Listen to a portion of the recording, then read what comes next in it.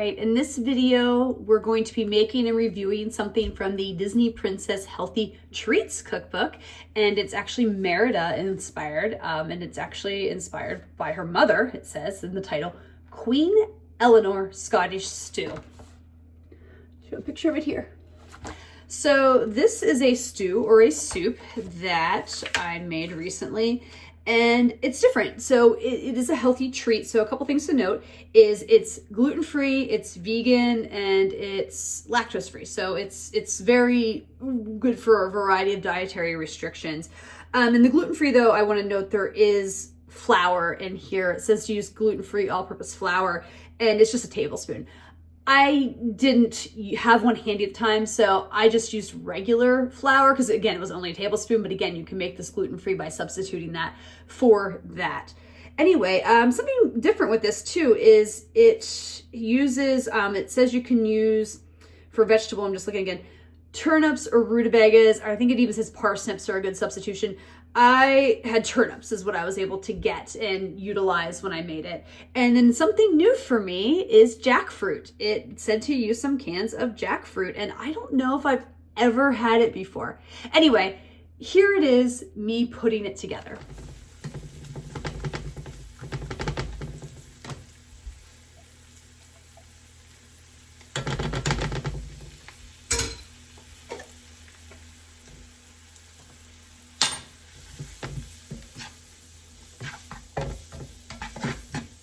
Adding the flour and the garlic here, it said to do it just till everything was coated. I'm going to add the rest of my vegetables here. I've got my carrots, and then here on my cutting board I have all of my turnips and my rutabaga. A couple of those look a little big, so I'm going to just cut those just a little bit more.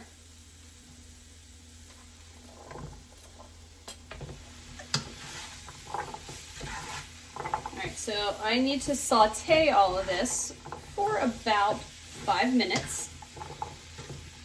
And then I'm going to put everything in a crock pot and then add some other ingredients to my crock pot.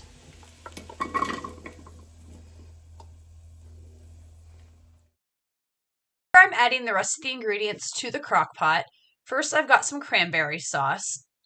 And I do want to mention earlier, I think I had mispronounced the vegetables I was adding. This is the broth going in. I had said rutabaga and turnip, and actually I was just using turnips, not both. And this is a vegetable broth. I need some tomato sauce, a few other ingredients, and there is one herb that it suggested to use that I did not utilize because it's not one that I care for. I think it was like thyme or rosemary or one of those.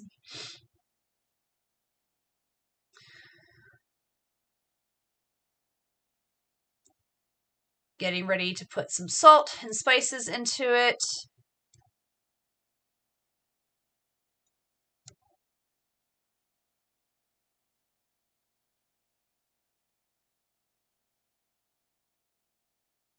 And now I'm going to mix it all together, and it will cook on the crock pot for about 5 hours.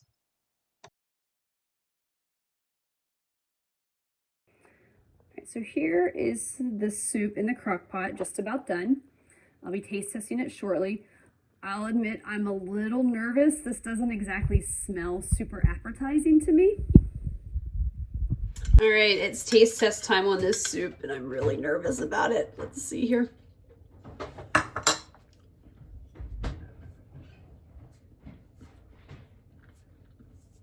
You know what? It's actually not terrible. There's a little bit of a kick in the end too. I wasn't expecting that.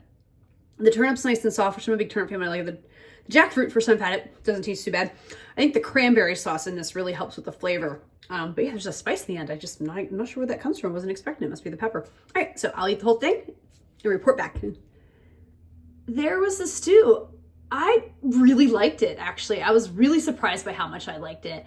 When it was cooking in the crock pot, I wasn't sure about the smell. I'm gonna be completely honest. I was like, I don't know about this. I think it just smelled very earthy, you know, and that's probably the turnips and stuff like that. But yeah, that smell just was like, is it gonna taste like dirt? You know, that was my fear. But no, it actually had really nice, wonderful flavors. It had a little bit of a kick to it. So if you're not a fan of like spice and stuff, this may not be the dish for you. But for me, I really enjoyed the spice and the kick to it.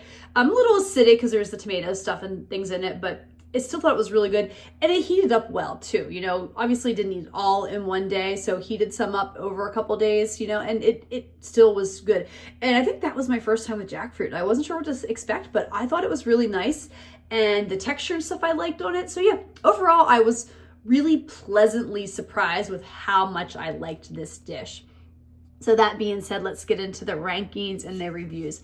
The first are the ingredients on a scale of 1 to 5 in terms of how easy and cost effective they are, you know, on the one side, to 5, how hard they are to find and how expensive. I'm gonna give this a 2. This could potentially be a 3, and I think that just depends on you and where you live. I was not sure where to think of with like jackfruit. To be honest, that was the biggest thing. Luckily, I live in an area where I've got multiple grocery store options, and I ended up finding it at Wegmans, but some of my other grocery stores in town did not have this. So I think depending on where you live, jackfruit, it's just canned. I mean, it still might be a little bit harder of an option for you to find depending on where you live. It wasn't badly priced. I'm trying to remember the price. I think the price per can, I want to say it's like maybe like $4 or $5 or something. So yeah, and it is like a protein from what I understand, but yeah. Anyway, that's why I'm putting it in there. And if you do use the gluten-free flour, I would assume if you have flat gluten-free flour, you're already following a gluten-free diet. So just having a tablespoon of it is fine. Again, I think perfectly, if you're not worried about gluten, don't go out and buy a gluten-free flour for 1 tablespoon. The regular flour will work fine. The difficulty rating on a scale of 1 to 5, with 1 being super easy and 5 being difficult, I mean, I'm just gonna give this a 2. I didn't think it was really hard at all. It was, you know, you just kind of saute a few things on your stovetop, and then you pour everything else into the crock pot and let it cook for, you know, I think it was like 5 hours. So it wasn't bad at all. And I personally love crock pot dishes. They're so great.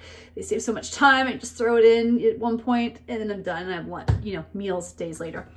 And then when I make this again on a scale of 1 to 5, with 1 being never and 5 being absolutely. So surprisingly liked it a lot more than I thought I would. And I appreciate the fact that it was like all vegan, vegetarian, healthy, nice spices to it.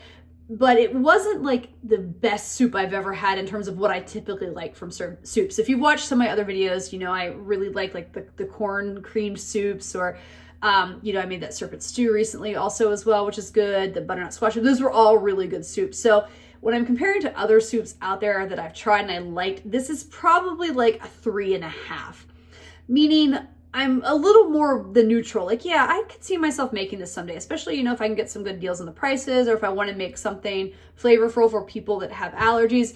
But I'm not going to go out of my way to make it often. It's probably going to be one of those things that like maybe once, you know, every couple years or something, I might be like, oh, you know what, that stew was good. Let's give that a try again, you know, that kind of thing. So it's not going to be my regular rotation, but it was good enough that I'm like not ruling out ever making it again. I probably will someday, but I'm just not committing enough to give it a 4 or a 5 like I do for things that I know I will make again. All right, that's my thoughts.